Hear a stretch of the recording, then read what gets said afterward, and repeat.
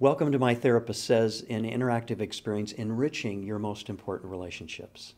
During today's event, I'll be your host and moderator as we present Teaching Our Children Critical Life Skills. How are you teaching your children these critical life skills? For example, emotional control. By controlling or managing your anger or frustration during a challenging situation, you're modeling emotional control. As you find creative ways for overcoming life's setbacks and persisting in your long-term goals, you're teaching courage and perseverance, while delaying using a credit card on a not-needed purchase until you have cash. You're teaching delay of gratification and discipline. Children need your modeling and teaching critical life skills. Children with adequate life skills enjoy more well-adjusted adult living, while those with inadequate life skills experience less success as adults. Dr. Joe Price is a developmental scientist and professor in the Department of Psychology at San Diego State University. He is also a research scientist at the Child and Adolescent Services Research Center in San Diego. His more recent research focused on examining the effectiveness of the KEEP Foster Parent Training Program, which was funded by the National Institute of Health. This program of research is conducted in collaboration with Dr. Patty Chamberlain from Oregon Social Learning Center. Dr. Price earned a PhD in child development and will present today's Teaching Our Children Critical Life Skills. The event takes place before a live audience and live streaming. While offering practical solution, it's like having your own relationship specialist within the comforts of your living room. I hope you will sit back, relax, and take in these life-changing insights. Please join me as we connect with a live audience and My Therapist Says. Well, Dr. Joe Price, we welcome you to My Therapist Says, and I know that you're going to help us with this very important topic, teaching our children critical life skills. Welcome. Great. Would you join me in welcoming Dr. Joe Price? Great, thank you. Well, good evening, everybody. Good to see you. I recognize some of you out there. Good to have you tonight. I want to talk about critical life skills. And you're thinking, well, what set of skills are you going to be talking about for kids? And there's a number of skills that we could have talked about. But first of all, let's kind of get a background in terms of why these are important skills. They're important skills. The ones that I'm going to talk about tonight, I think, are really important to successful development and for negotiating life's challenges. So that's why I picked out these particular skills that we're going to talk about tonight. There's some influence from temperament, so there's some individual differences, and there's some genetic influences and biological influences on some of these traits, but for the most part, they can be learned, they can be taught, and they can be improved on. And that's what I want to focus on tonight, and I hope that your questions will be, how do we apply these to our kids? How do we teach these particular skills to our kids? These particular skills require adult guidance, and they require opportunities for practice and use. They're not the kinds of things that you learn by simply reading a book, okay? Or putting your kids in front of a TV and go, watch this about how to delay gratification, and then you're off in life and you'll be fine. So these are things that we as parents, we want to provide the guidance, the direction, and then give them the opportunity to use them, practice them, and then give them feedback. These skills are going to help our kids in a number of different areas. It's going to help in terms of their thinking, their cognition. It's going to help them to develop their emotional muscles to be able to control their emotions. It's going to help them in the area of social competence and relationships. And it's also going to help them in terms of their brain development. We know enough now that these skills, in using them, help lay down positive, productive, healthy patterns in the brain. Okay? Now, you're going to notice as we go through this that there's going to be some sheets on biblical basis for each of these. I'm not going to go through those. I'm going to let you go through those during the week and read those. So let's look at the first, after critical life skills, this diagram that I have of the critical life skills. There's 5 of them that I want to talk about tonight. Delaying gratification or impulse control, resisting temptation is another way to talk about it. Emotional regulation, how do we manage, control our emotions? Okay. A third one is perseverance and grit. Okay? This term grit is a fairly new term. Angela Duckworth, University of Pennsylvania, has been doing research in this area. And so I combine this kind of perseverance and grit. This is being able to stick with something even though it's difficult and to work towards long-term goals. The fourth one is making and keeping a friend. And you may think, really, is that a critical life skill? It absolutely is, and we'll talk about why it is. And then the last one is being able to resolve a conflict or dispute, being able to come to an agreement when there's a dispute or a conflict. Now, these are not mutually exclusive. They're related to each other.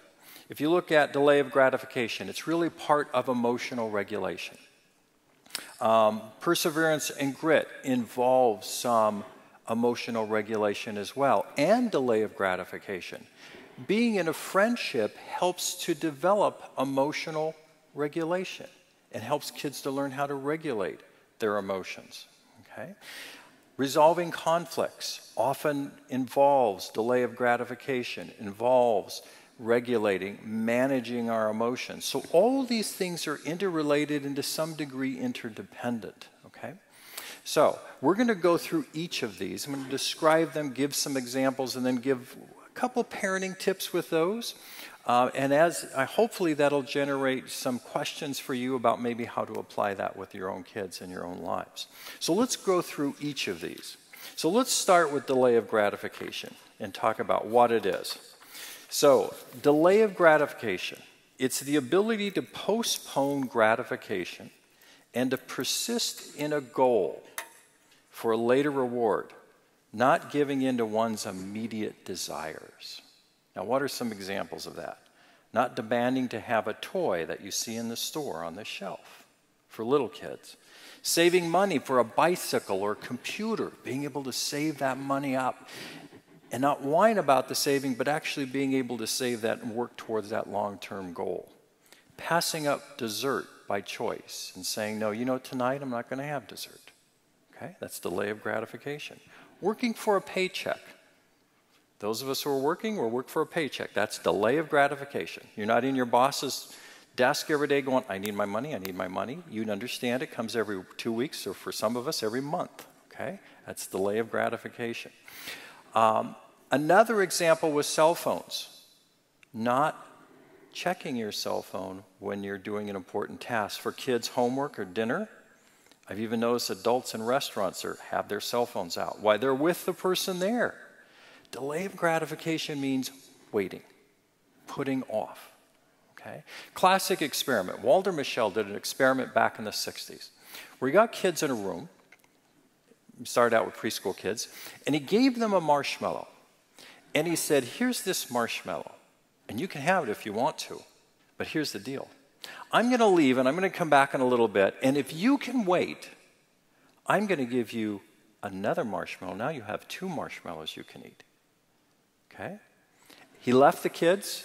He videotaped them. He was interested in really 2 questions. One, developmentally, how does this delay of gratification develop? He had this idea that as kids get older, they're better at delay of gratification, and they are. They get better as kids get older. 2-year-olds have a tough time with that kind of thing. 4-year-olds better, 6-year-olds are better, and on, etc.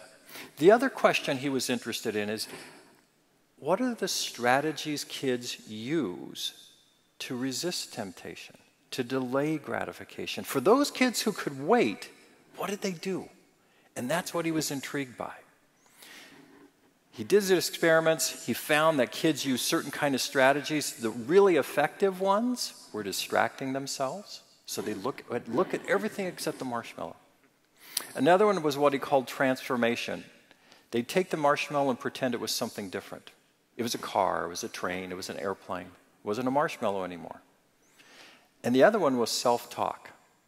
I shouldn't have that marshmallow. If I wait, I'll get 2. Where they'd talk to themselves out loud. Those strategies actually worked for the kids. Then Mischel did one step farther. He had several of these studies, and he says, what happens if I follow these kids up into elementary school, into high school, into adulthood?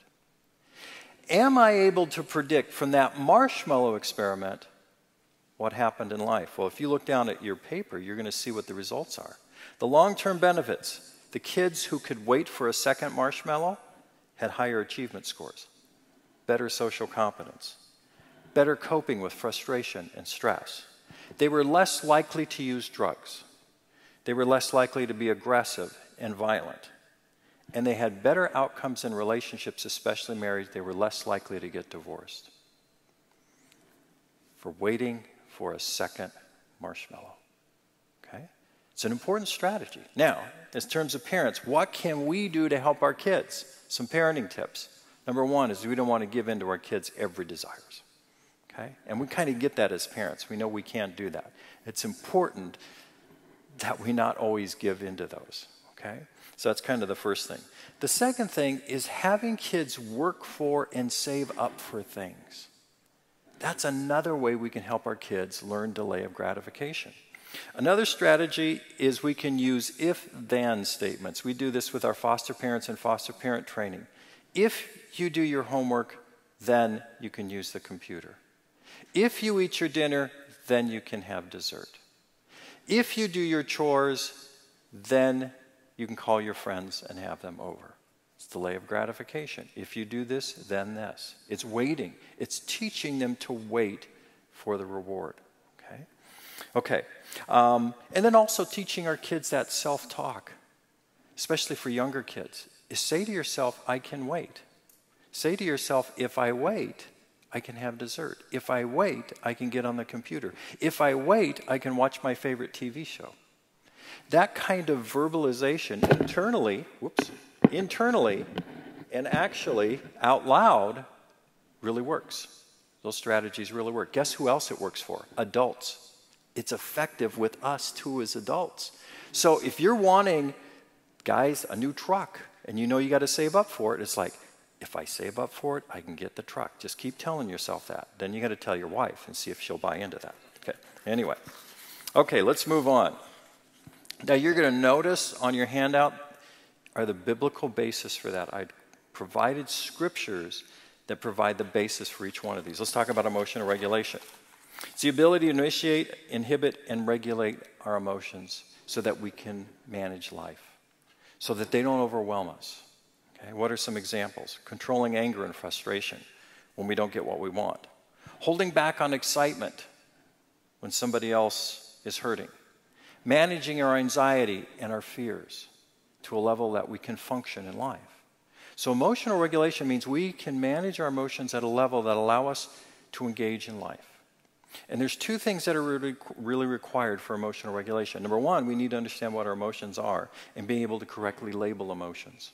And that's where parents can help young kids, help them understand what emotions they're feeling. Oh, you're feeling sad, or you're feeling angry, or it looks like you're feeling really frustrated right now.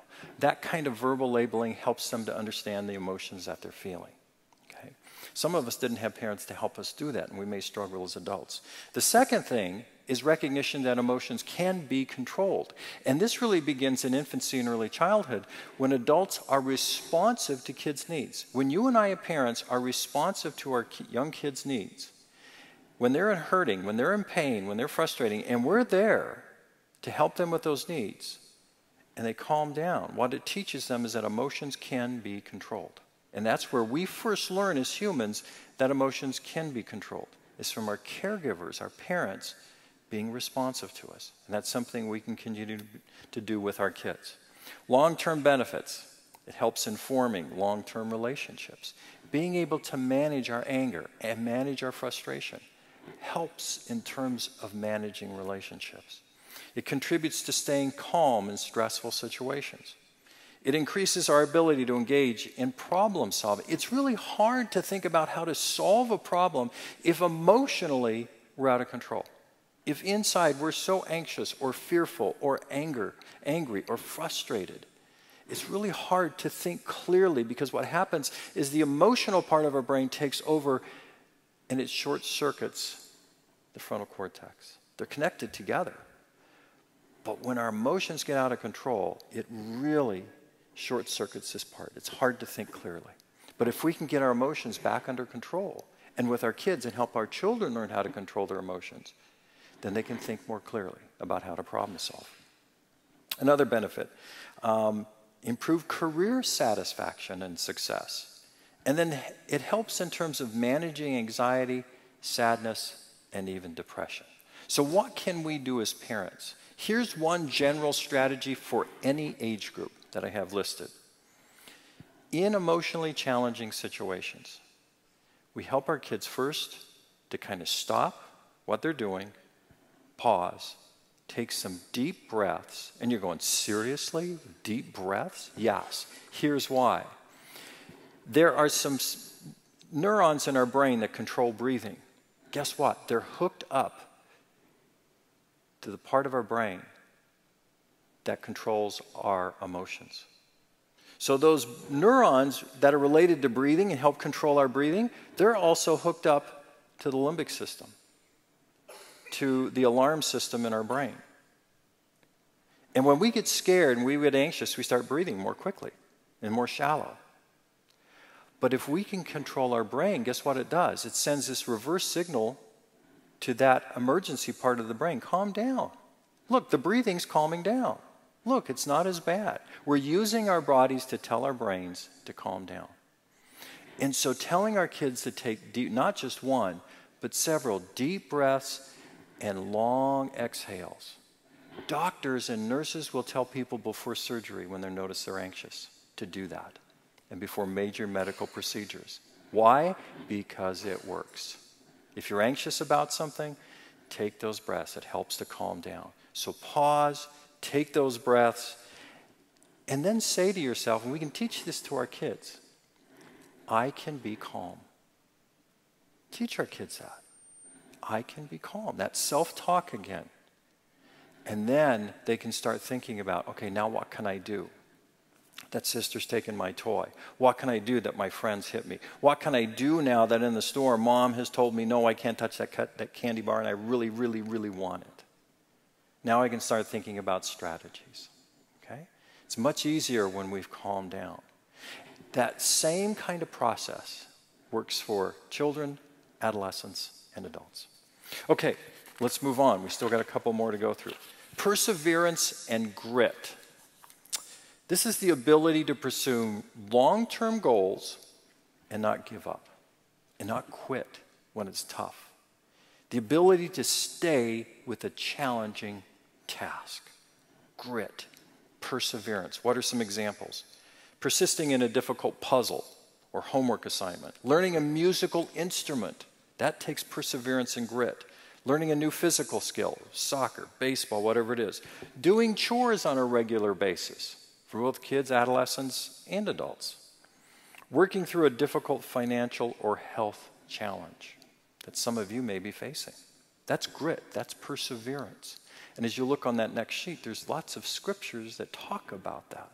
And the Lord is there to help us with that particular one.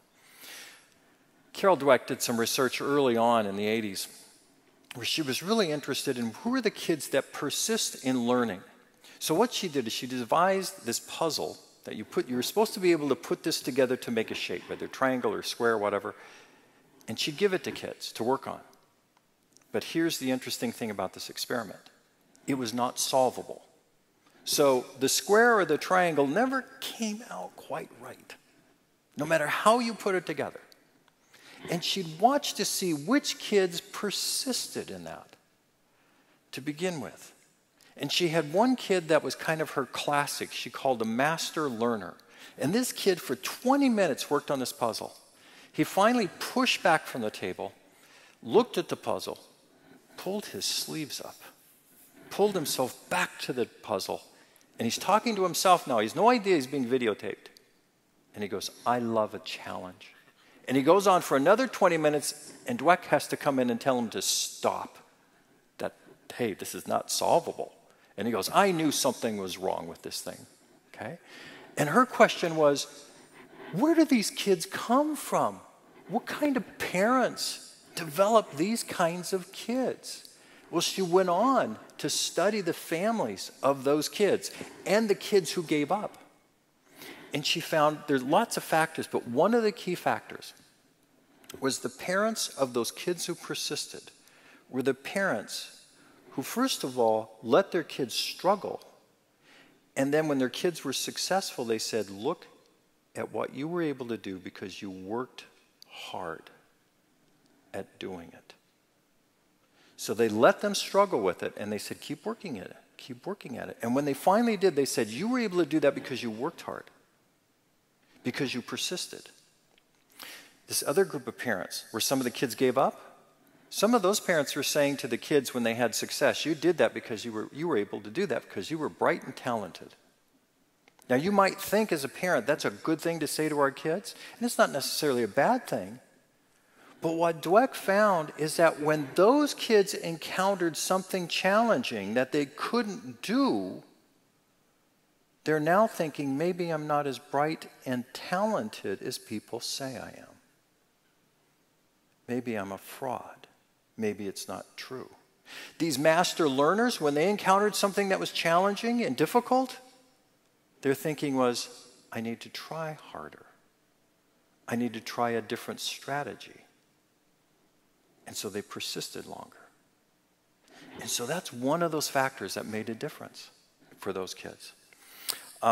Angela Duckworth has gone on with this kind of concept with adults and looked at what she called grit, toughing it out kind of thing.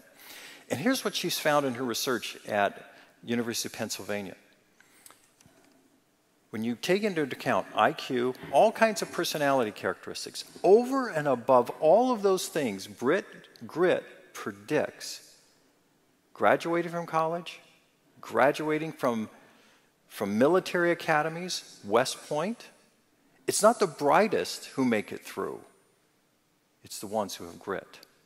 It also predicts the best sales, people in science, medical school, and the teaching profession, the teachers who make it through the first year, the teachers who make it through the first 5 years. It's not necessarily the brightest. It's those who have grit. That's what's predicting these things.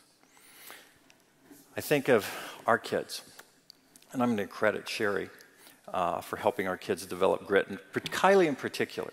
We used to take our kids on long trips in the car and to Colorado, and they'd have to entertain themselves for 2 days. And we take them on backpack trips where they have to lug their stuff up in the mountains, either the Sierras or in Colorado. And so we did these things that were challenging for them. Well, Kylie, after she graduated in college, she got married, and her husband went to China. And during that year, Kylie decided she was going to take the GRE test because she was going to go to graduate school after she finished. Well, in China, she could take the GRE test, but it happened to be 5 hours from where they lived. So, to get there, they had to take a train. This is the night before. They take a train to this town, to this city, where they were going to give this test. She was going to study on the way. But there's a little girl in the little cubbyhole with them where they're sitting in the train, a family with a Chinese family, who's eating duck legs and feet and spitting out the bones all over the place. So it's really got hard to really study. They get there, they have to take a bicycle, not a bicycle, but a motorbike. This is the taxi there. Both of them are sitting on the back of a motorbike with this guy driving them through the city. It gets a flat. They get transferred to an electric buggy. They get to their hotel. She then wants to go to find out where this place is so the next morning she can find out where the test is. All this stuff has happened. Sleeps for a few hours that night, gets up the next day, finds the place, gets the facility. Everything's in Chinese. All she sees is GRE. She knows she's in the right place. She gets there. They let her in the room. They start asking her questions. She knows what they're asking is, do you have anything that you might be cheating on? Bringing any kind of devices or kind of cheat sheets. She has used hand gestures to convince them, no, I'm not cheating. There's nothing I'm going to be doing to cheat. They let her sit down. They give all the instructions in Chinese. Her only hope is she knows that on the computer it's all going to be in English because all those kids studying for the GRE want to go to the U.S. to go to graduate school. The computer comes on and her prayer is, Lord, I hope I don't have to go to the bathroom because if I do, I don't know how to ask that in Chinese. Okay. Grit, persistence. This is the same kid who drug 3 suitcases and a backpack through 6 inches of snow in Oxfordshire, England, to get to her first semester at Oxford. She couldn't find the bus or a taxi because they had canceled them that day when she had gotten into Oxfordshire. All she did later was laugh about it. So she developed this kind of sense of grit along the way. So what are some things we can do as parents? Allow our kids to take on challenges, not necessarily ones that are overwhelming, but allow them to take on challenges and activities. Attribute their successes, whether it's grades, whether it's baseball, whether it's a musical instrument, whatever it is, to their hard work and effort. You were able to do that because you worked hard and because of your effort. We want to give honest feedback too and say, no, it's not quite there. You didn't quite know. That's not an A note, okay? That's an A flat. Use a different key. So we want to be honest with our kids. But when they do get it, say, look, you worked hard, you practiced, you were able to do that. Let's move on. Making friends and keeping friends. The ability to develop close friendships. Examples, just being able to make a friend, whether they're going to a new school, whether they're going to work, whether they're going to church, in a neighborhood. What are the long-term benefits of being able to make a friend, keep a friend? It reduces loneliness and depression, for one thing. It reduces kids being bullied. One of the best protective factors for kids at school to not be bullied is to have friends. One of the best things we can do for our kids. It increases our overall health and happiness, beginning in elementary school, continuing all the way through the aging process in late adulthood. Having friends, we're going to be healthier, we're going to be happier. It helps kids develop social competence. Carol Lee Howes has found that kids who have friendships, stable friendships, they increase in their social skills compared to kids who don't have friends. So having friends actually help us to be more socially skillful. And lastly, having friends helps us later in life with romantic relationships. A friend of mine, Bill Bukowski at the University of Montreal, has found that kids who have close best friends, what he calls buddies in elementary school, are much better and more successful at starting and managing romantic relationships in adolescence. And you're going, well, I don't want my kid to have a romantic relationship in adolescence. Well, even if they did, they're better at it, okay? Why? Because they have practice developing and maintaining relationships. They know how that works. So how do we help our kids have friendships? There are 3 things that the research literature on peer relations say are key to friendships. Teaching kids to share, cooperate, and be kind. If your kid can do those 3 things, they're going to have friends. How do we know that? Because what you do, my mentor Gary Ladd and other people have studied, you take kids who have friends and you look at what social skills they have. Those kids all have sharing, cooperation, and kindness. You follow the kids who at the beginning of the year don't have friendships in kindergarten or first grade, they're all in a new school, and you look to see which are the kids that are going to have friends later in the year. They're the kids that have these skills. They share, they're cooperative, and they're kind. Okay? It doesn't mean they're wimps, but they're kind. They're nice to people. People want to be around them. You and I can provide opportunities for kids to interact with peers. And then we monitor those relationships. Now what's nice as parents, we can also arrange those relationships. Johnny's playing with somebody who you go, you know, the language and the home, and like, ugh. Well, we can arrange that maybe we don't play with Johnny so much. And maybe there's another little kid named Eddie, and Eddie is this great kid, and he has good social skills, and he's kind, and we make more opportunities for our kids to play with them. So we can be arrangers of those relationships. The last one is resolving conflicts.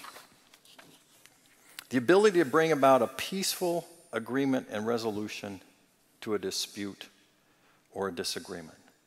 So, an example, being able to continue to play with a sibling even though each one wants to play with the same toy. Being able to come up to an agreement with a friend on what activity to do when they're playing together. Working out a disagreement with a classmate.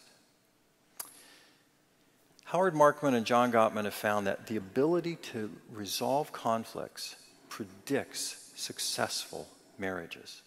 But that skill starts to develop in preschool and elementary school.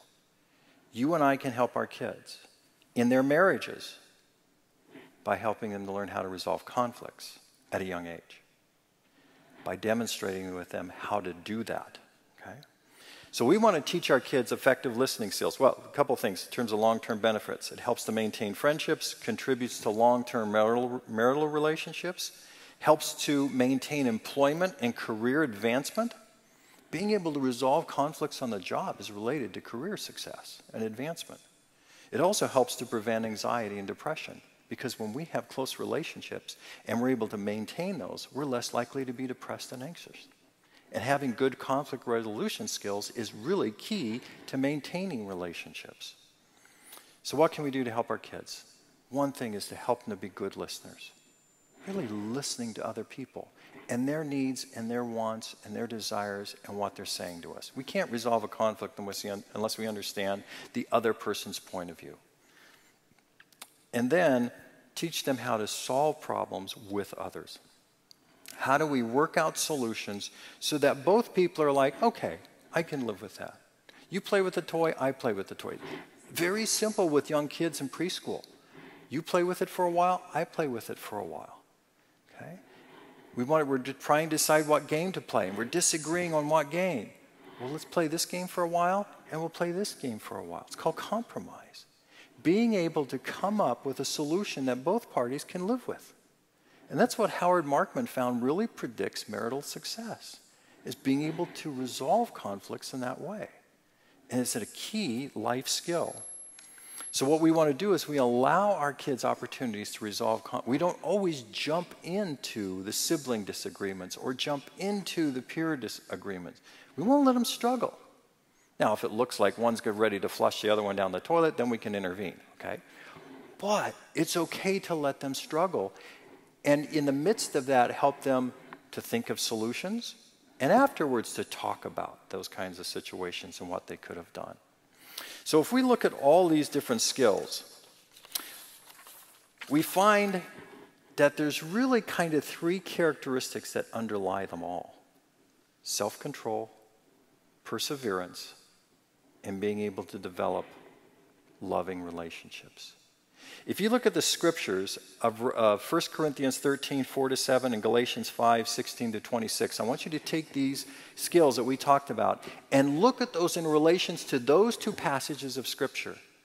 And you're going to find those three characteristics: self-control, perseverance, and ability to develop loving relationships. If our kids can do those three things in life, not only are they going to have more happy, successful, healthy lives and relationships, they're going to be better prepared for God's work in furthering His kingdom. Two general things we can do as parents. One is we maintain that loving relationship that helps them in terms of regulating emotions. It also makes them more likely to listen to us and want to be like us. That's one thing that's really interesting. We look in the area of moral development. Kids are more likely to follow their parents and to take their parents' values, beliefs, and characteristics if they have a close relationship with them, loving relationship. And the second thing we can do is model each of these things ourselves. We model delay of gratification. We model controlling our anger and emotions. We model grit and perseverance to our children. We model maintaining friendships, forming relationships. We let them see how we manage our relationships. We invite our friends over. We go to our friend's house so they can see how we do that. And we let them see how we resolve conflicts with a neighbor, maybe with a spouse, maybe with one of our kids, and how we can control our emotions during that process. So those are kind of two general strategies. Now it's time for you guys to ask us some questions. Thank you. Would you join me in thanking Dr. Joe Price? Thank you, sir, for a wonderful, wonderful presentation. We do have your questions. If you have your 3x5 card, please raise that in the air, or some may want to text your question directly to me. We're welcome to your questions now if you have them for us. I'd like to go back, if we may, to this idea of self-control, perseverance, and then the ability to develop loving relationships. I think you're helping us to see that. And the whole idea of listening, as I was listening to you describe how to solve conflicts, so you were mentioning several theorists related to this, Dr. Price, help us to have some practical ideas of how to develop that listening skill within a child. How would we develop that? So we're trying, maybe I have a little child, or maybe the child is now pubescent, maybe a budding adolescent, and really you're working on this idea of how to create that ability for the child to really listen to other people. What would you say? How would you respond to that question? Yeah, I think there's a couple things. One is I think it's important when kids, and even starting younger than adolescents, is ask for eye contact when you're talking to them. Say, can I see your eyes? And you can say that with little kids. Let me see your eyes. Or look at me. Get their attention. Because it's easier to listen to somebody when they have eye contact. So that's one thing we can do. And the other thing we can do is to see whether or not they have been listening, is to say, and can you tell me, back to me, what I said? So you're checking on their listening skills. What's your understanding of what I just told you? If you're talking with an adolescent about curfew, and you're not sure they're listening, if you say, tell me what your understanding is of what I just told you. What's your understanding of the curfew rules based on what I said? And you can check to see whether or not they've been listening. And give that kind of, and if they haven't been, it said, okay, let's try it again. Let me see your, let's get some eye contact going here, and you can joke about it. And said, okay, here are the rules for curfew, okay? So I think those are a couple things that we can do with our kids that help in that area. That really helps us to focus, because oftentimes we're tempted to do this kind of flight to intellectualization, where we're tempted to have a defense mechanism that says, let me convince you about curfew. Like, I can tell you why this curfew doesn't make sense, Dad. Right. And there's a tendency for us to do that. So we really move into a way of trying to overcome what's being said to us rather than actively listening to what is being said. Right. And even adults struggle in that, would you not say? I think so too. And I think the other thing is sometimes we as parents try to say too much. That we go beyond, let's give the example of curfew, we're talking about curfew, and then we go into this long speech. Well, what happens after a while is what our kids hear is what Charlie Brown and his friends heard from their parents. Blah, blah, blah, blah, blah, blah, blah. So I think we also, that helps with listening, is make sure that we kind of get down to what we really want to communicate. It means we think ahead of time what we're going to say, so that it's clear and it's concise. And we're not giving a whole lot of extra things where our kids can get lost in the conversation. Okay, so if we can, we could just role play just a little bit of that, if I may. Say I'm your son, and I don't like the idea of the 10 o'clock on Friday night, and so you're trying to help me to understand why that is important. Maybe it's 11 o'clock, of course. Okay. But 11 o'clock, how would you put that in a concise way that I wouldn't go blah, blah, blah, blah, blah, Dad, you know? How would you say that to me? Okay. Don, we have a rule about curfew. It's 10 o'clock, and it's about safety. It's about knowing where you are, and it's about knowing where all the members of our family are. And later than at 10 o'clock, there are people out there, and there are situations that can happen that you may not be responsible for, but other people can cause. And you need to get some sleep to be able to go to school and to function. And so it's really about safety, and it's about health. That's why we have the rule. Well, Dad, I'm listening to you. I mean, first of all, I'm always safe because I'm always looking out. And secondly, you know I get a lot of rest. So I'm not sure why you're pushing that issue with me. And thirdly, I really need to be with my friends out late on Friday night, and their parents let me do that. Now, in that dialogue, if I can pause for just a moment, how could you teach me to listen to you when I'm already trying to outwit you? So how would you suggest in that moment for a parent to stay with the concept of teaching me how to listen? Okay. Well, I guess what I'd first say is, you know, I understand you want to be out with your friends. That's right. I know that you enjoy that, and they're a good group of people, but that's just too late. We're going to have to pick a time, and that's a time that your mom and I have picked in terms of you coming in. If you can demonstrate to us that you can stay with that, we might change that. But we're going to need to see that you can be consistent with that and handle that responsibility. You may not agree with us right now, but at some point, we're going to relax that. We might make it 11, but let's see if you can demonstrate that. And go ahead. Oh, so now you're working on delay of gratification. That's what I think, because I was listening to your talk the other night, so I think you're working on a little bit of delay gratification. Is that correct? That could be part of it, but more importantly, we want you to be safe. Safe. And we want you to be able to get enough sleep and rest so that you can enjoy Saturdays with your friends. Okay. So again, the concept I'm hearing is have 1 or 2 points rather than beginning to launch into a dissertation here. Absolutely. Is what's important. Absolutely. Yeah. We'll lose them. Okay. So we will lose them, yes. So the idea behind that, the philosophical principle, by shortening the language, trying to be succinct and direct, how is that helping me to listen better? It's less information to process. Our brains can only process so much information at a time. And so when we start going off into a lecture, what probably is going to be remembered is what we first said and what we said last, and what gets forgotten is everything in the middle. Okay. So it's probably important for me as a parent to think that way, to think what I first say and what I finally say is probably what's going to be perhaps heard. That's why communicators, speakers, professors like yourself will try to end whatever you're talking about with what you started. Exactly. So that can be helpful. Let's talk just a moment, and I know there's some questions that you all have. If you raised that 3 by 5 card in the air, one of our hosts will come by and pick that up and bring that up front here. If we can work a little bit on this whole idea of grit. This is a new area, isn't it? Yeah, it is. This perseverance, this area, because we've always talked about in developmental theory about delay of gratification. There are hundreds of books written on that to help delay gratification.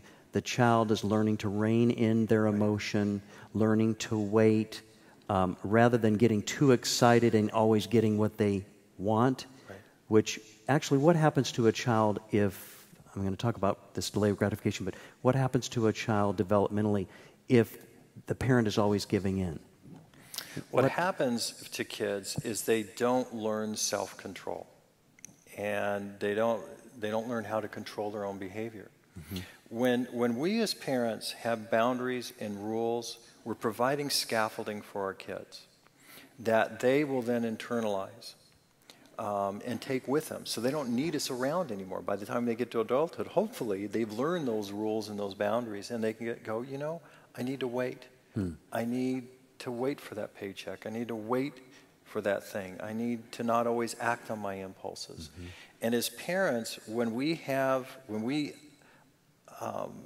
are there to say to our kids, no, you can't always do that. You can't always have what you want. We're providing the scaffolding that hopefully is going to get internalized. So now that voice gets internalized for them. And if they don't learn that, then when later in life, they'll do whatever they feel like doing at the moment, which may get them into trouble, more than likely.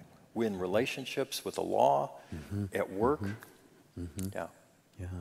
So this idea of perseverance and also the idea of grit, which is what you're referring to, can we talk a little more about that idea of perseverance and grit? The grit is delay of gratification. You're also, we're talking about don't always give in. If you eat dinner, you can have dessert. You're basing it on 1 Corinthians chapter 9 about running a race, verses 24 through 27. We all run in this race, but the one who denies him or herself, they are the ones that may win the race. The idea is reining in the emotion, reining in the impulsivity. Can you give us a little more idea about this idea of grit? I think we understood. It was very well said, but just a little more definition. Yeah, grit can involve delay of gratification, but when we look at really the definition of it, it's really this ability to stick with something that's challenging and to work towards a long-term goal. And to be able to day by day stay with a task, stay with a job, so that we're working towards a long-term goal. And also it means that during a difficult, challenging time, we don't give up. And so grit is this ability, and perseverance comes close to what we're talking about with grit. It's this ability to continue on. I think of the British and this idea of soldiering on, of just kind of continuing day to day. It's what Churchill talked to the English about during the Second World War, is that each day you continue on with your life in the midst of the bombings, in the midst of the craziness, in the midst of the food shortages, that we carry on. And that's what grit really is. So it's helping our kids that when they encounter something challenging, something difficult, they don't just give up. They work through it. They push through it. They work through that difficult task. They work through that homework assignment. They work through learning that musical instrument. They work through learning how to hit that baseball. They work through how to learn something at work that might be challenging without giving up. That's that idea of grit. Well, go ahead, excuse me. And I think what we can do as parents is allow our kids to take on challenges and to take on challenging tasks and help them to work through it, and help them by modeling and also by encouragement to help them to persevere through that. And then when they do, is to reward them, saying, look what you were able to do. You learned that instrument. You learned how to do those formulas in algebra or trig because you persevered through that. Good for you. You know, and we make a big deal of their success and their effort at being able to do that and their ability to persevere. Wow. Because you were talking about Carol Dweck, Dr. Yes. Dweck, and Mindset. I believe that's one of her books, if I'm not mistaken, which talks about the idea of good work, good effort, the effort that you put in it. This is this grit of which you're speaking, I believe. And that the importance of that. So if you have a child, like you were mentioning one of your children, and if you have a child that is way behind on that grit, maybe their temperament, who they are, is much more laid back. They're not one out there trying to carry the backpack as you and Sherry and your family are up in the Colorado mountains, that one of them might not have that initiative or self-efficacy, as we might call it. What do you do with a child like that? Well, the child I described for you was a child like that. This was a little girl who, let me give you an example.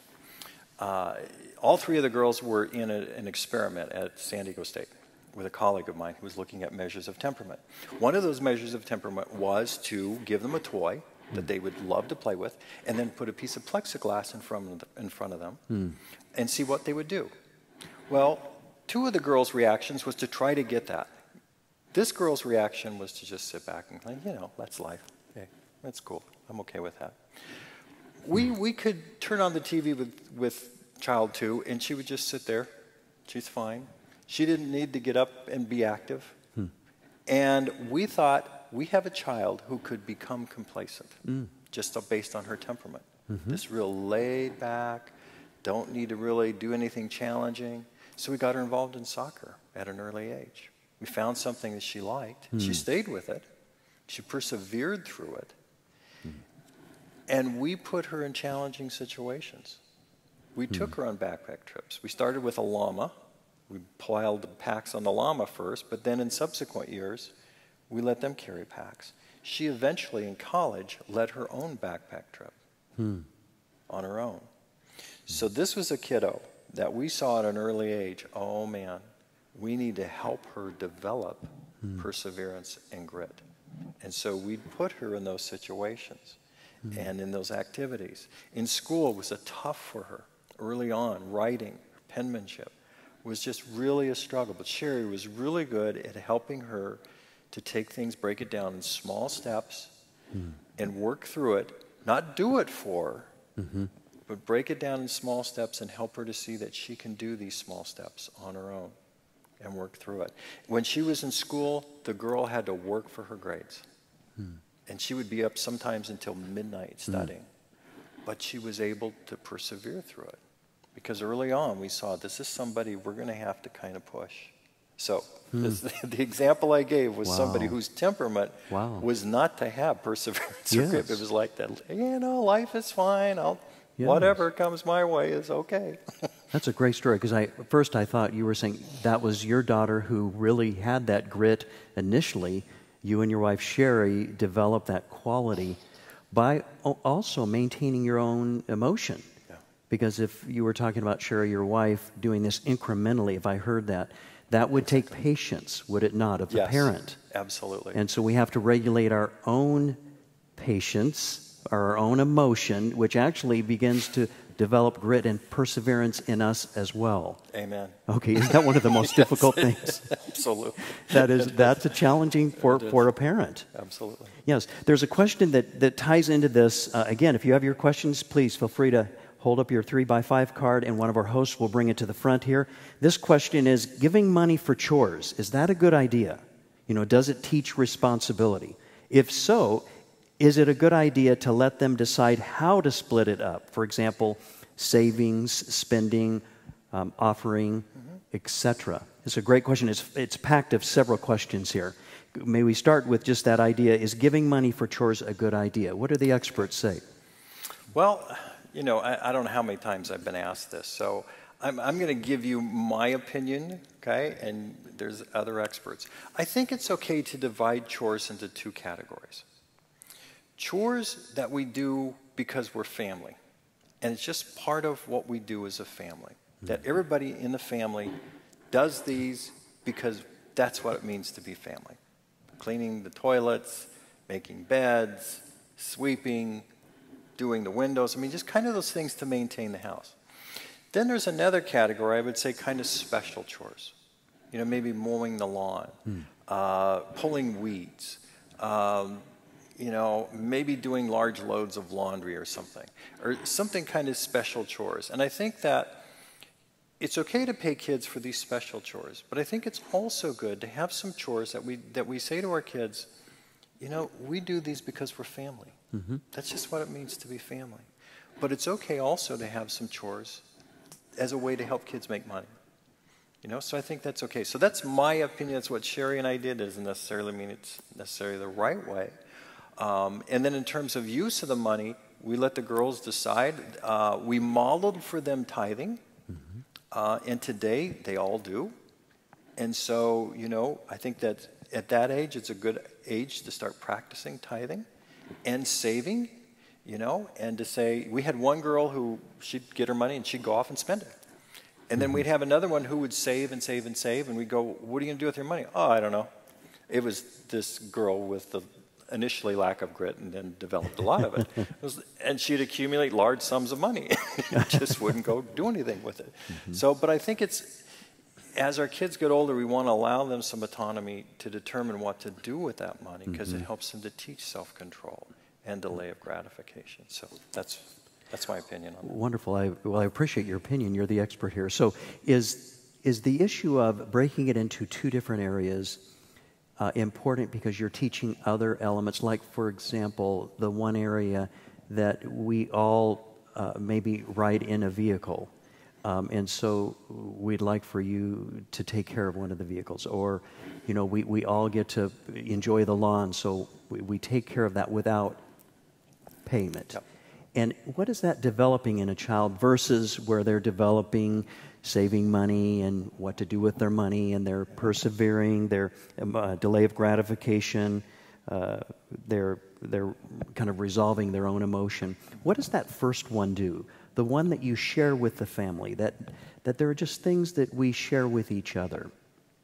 Well, I think it does a couple things. It says that relationships involve contribution, participation. Just in any relationship. And in a family, it means participation.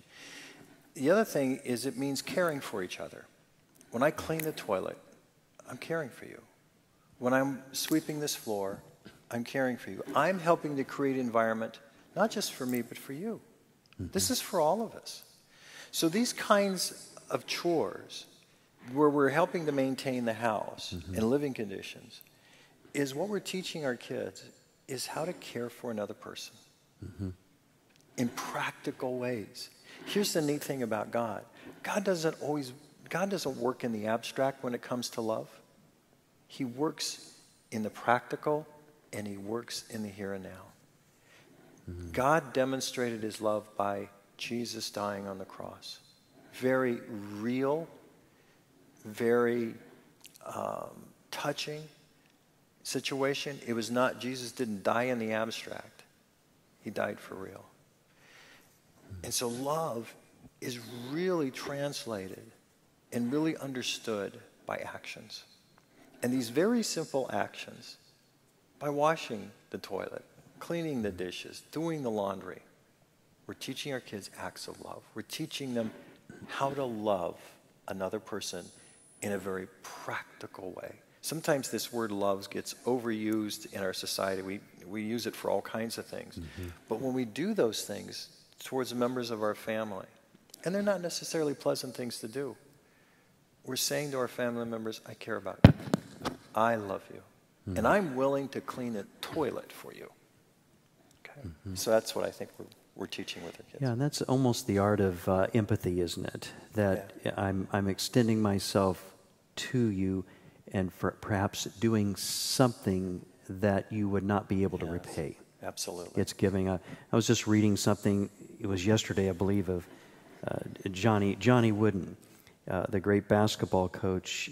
He wrote a very famous book, several famous books out of UCLA. But the article, it was out of Chicken Soup for the Soul, and it said that Johnny Wooden, his belief was that every day he should do something for somebody that it will not be returned. I thought that was a very interesting concept. It's a biblical, he was a wonderful Christian man.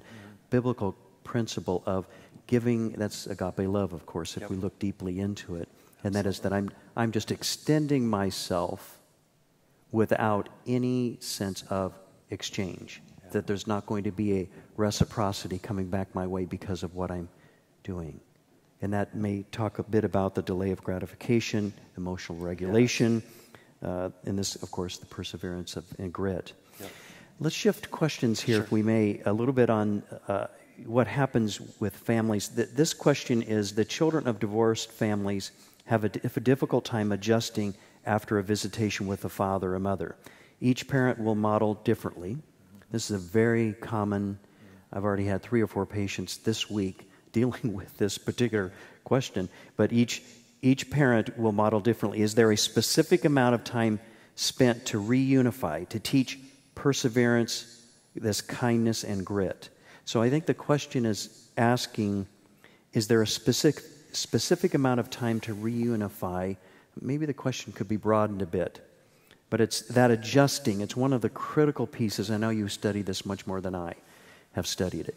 This reunification, going from one family to the other, especially if it's different parenting patterns, different emotion, and if there's any type of parental alienation. So one parent alienating the other parent by talking to the child, now, you know, I don't care for your dad and when he does this, or I don't care what your mom does, and it's alienating the child. But in this particular question, is there a specific amount of time spent to reunify? I believe that's what it's asking. This is a question directly from our audience.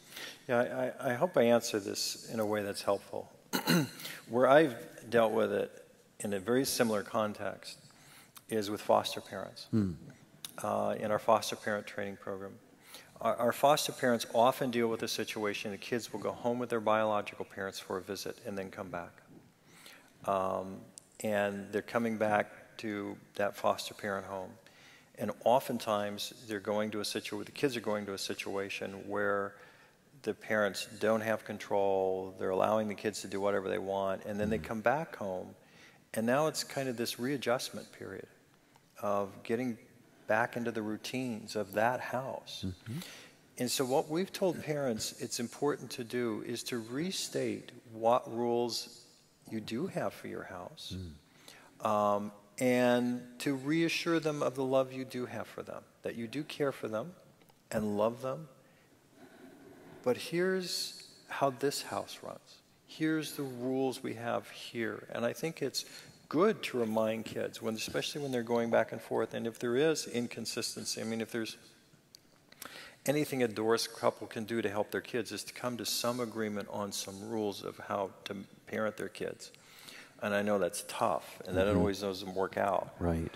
But in the event that doesn't happen, is to, when a child comes back and you know they've been able to eat whatever they want, stay up late and whatever, is to remind them of the rules that you do have.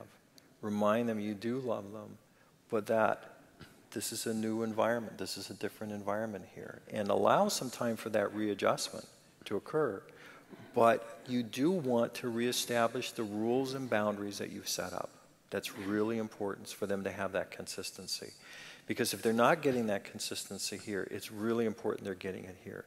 Kids need consistency and stability. It is vital to their growth and development.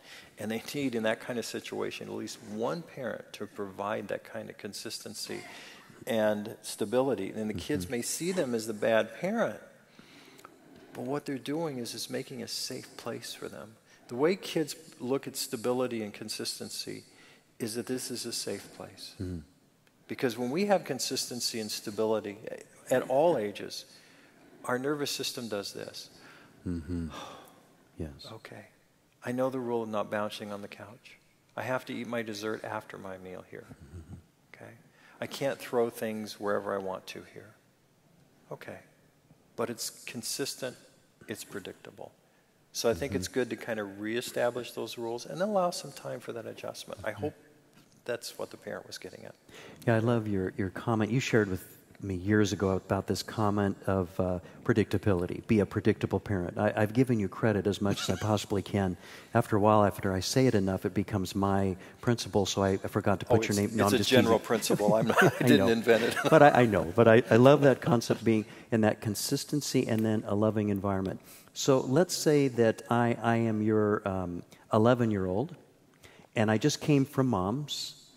You and Mom are divorced, and I just came and actually Mom lets me kind of stay up till 3 in the morning playing games. Okay. And in your house, it's 11 o'clock, or however you want to make it, but 11 o'clock, and all of the social media is outside the room. And so I get home, and it's about 11, or I come home. How would you address that with me after I've had 2 weeks at Mom's where it's Freedom City? What would you do? How would you talk to me? I'd say, Don, you know what? I am so glad to see you. And I know you were away for 2 weeks, and I hope you had a good time with your mom. Oh, it was great. It was really great. But I love having you home, and I love having you be here. And just to remind you, you need to wrap things up by 11 o'clock. That's the rule. Well, no, remember when I'm at Mom's, Mom doesn't do that. Yeah, I understand that. Why are you changing the rules here? Well, our rule has always been 11 o'clock. Mom has had different rules, but while you're here with us, it's 11 o'clock. You need the sleep, you need the rest, and that's the rule. And you know that because that's what it was before you went 2 weeks ago. Okay. Just notice the conversation, if I may, with this, is that I've never known, and Dr. Price, you may be able to talk about this better than I am able to. I've never known two parents that parent the same. So if you have divorced parents, they are likely parenting very differently from each other. The homes are perhaps very different. And so what can happen, and notice the language, you never put down my mom, Donnie's 11-year-old mom. You said at Mom, so you didn't leave her out. You addressed her as part of this and made it very clear what was going on in that particular home. Yeah. That's what I was hearing. Yeah. Well, and what I'd want to communicate is you're here now. Yes. You're here now. Mm-hmm. And this is what it's like to be here. Yes. These are the boundaries we have. That's a different environment. But when you're here, yes, this is what it's like. If you were close to Dr. Price as I am, you would see that his affect is very calm. And what can tend to happen is if little Donnie is at 11 years of age in his mom's home and he's having the time of his life and he comes home to Dad who puts the thumb in my back, if you will, that if you'll notice he's not high emotion when he refers to my mom. That's a critical piece if you're in a home where you're having the child now come back home. You want to make sure that your affect, because the child will pick this up, your affect is more of, that is your emotion, is more of a flat. Like when you are here, notice the language that was used. We hadn't pre-planned this, but I think it's very helpful because you weren't denigrating putting down my mother, right? I think it was Dr. James Dobson who said the greatest gift you can give to a child is how you treat the other parent. Even if you disagree with them. Even if you disagree with them. So I think that's very helpful. You want to add anything else when you... This transition between two homes, over the years, even my university students talk about how troublesome that was going from one home to the other, and you really nailed it, I believe, and that is they didn't feel necessarily loved by both, because there's an adjustment of the parent. I'm coming from, in this case, a divorce where there's most likely not loving feelings toward the other parent, and now I'm coming home, and then I'm feeling your adjustment. I'm feeling the adjustment leaving my mother's home. Do you have any other suggestion or ideas of parents who may have a child coming to their home and then going back to the other parent's home? Well, I think the point, I want to really emphasize the point you made about talking about that other parent in a kind, respectful way, even though you disagree with them. Mm-hmm. Mm-hmm. As Christians, we're commanded to love one another. Yes. Regardless of what division lies between us. Yes. Whatever it might be. Mm-hmm. Whether it's marriage, divorce, Christian, non-Christian, Democrat, Republican, whatever it is, Mm-hmm. we're commanded to love each other. And that's an opportunity for us to model that. Yes. You know, when we talk with our foster parents, we talk about the same thing, Mm-hmm. is to not demean those biological parents at all. Mm. Because that child may be going back to that home and Yes. having that relationship. Yes. And so you want to talk about them, always talk about them in a respectful manner. That's so important. Yeah. Oh, Isn't absolutely. it in all the states now? Absolutely. All litigation, all courts, they will say you cannot, I'll use your word, demean the other parent. Yeah. That's parental alienation, right? And why so? If we speak unkindly about the other parent, this is so important. Right. I always tried, if I can work with getting both people together to parent in a more similar, caring, loving, consistent, non-judgmental way, that the children will always fare better. Oh, yeah, absolutely. It's better for them, but Yes. it also models for them how we handle disagreements, how Mm-hmm. we handle situations where somebody may have done something to hurt us. And I think as Christians, we have the example of God. Mm-hmm. God has been hurt and wounded by all of us. Yes. But he demonstrates his love for us in that Christ died on the cross. Yes. And so we as Christians have that opportunity to demonstrate that kind of love and respect. Even though inside we're hurt, we have that pain, Mm-hmm. we don't express that with our kids. Mm-hmm. We go to God to express that, Yes. or our adult friends, or wherever. Yes. But not with them. Yes. With them, we want to demonstrate the love and the respect and help them to see how it works. That's Yes. us demonstrating emotional control. Yes. That's that one. And you were Emotional number 5. Well, emotional ahead. regulation, number 2, right? And then number 5, resolving conflict. Yes. So you're helping the child to learn this is such an important piece here. Yes. Yes. Yes. And and part of that too is remembering that's still that child's parent. Yes. And Yes. and even though we may not get along, Mm-hmm. they're still going to have a relationship with that child. Yes. And what I say and do may harm that. Mm-hmm. Mm-hmm. Yes. And they need to be mindful of that. Yes. Well, I'm going to switch to another question. We just have a few minutes left, about 5 minutes. We end right at 8 p.m. And what is your take on technology addiction? That's a huge question, because the question that was added to this person from the audience was, so what is your take on always needing to have a reward for behavior? But if we can go back on your take on technology, which is the number one discussion that I have with parents almost every day. This is a question coming from the audience. How could you help us, Dr. Price, with this particular issue? What is your take on technology addiction? Well, I think, first of all, we need to understand what's going on with it. And it really helped when I heard an ex-executive from Google talk about how cell phones, tablets, computers work like slot machines. And the way they work like slot machines is this. We check our cell phone to see if there's a text message or a phone message or an important news item, whatever it is. And sometimes there is. Okay, so it's rewarding. Other times we check it, it's not. And it's inconsistent, it's intermittent in terms of how often we get rewarded when we go to our phone or our tablet or our computer. It acts like a slot machine. It's what Skinner called intermittent reinforcement. And what that does is it strengthens that behavior, which means we're going to continue to do that. We're going to continue to check that thing because it's rewarding.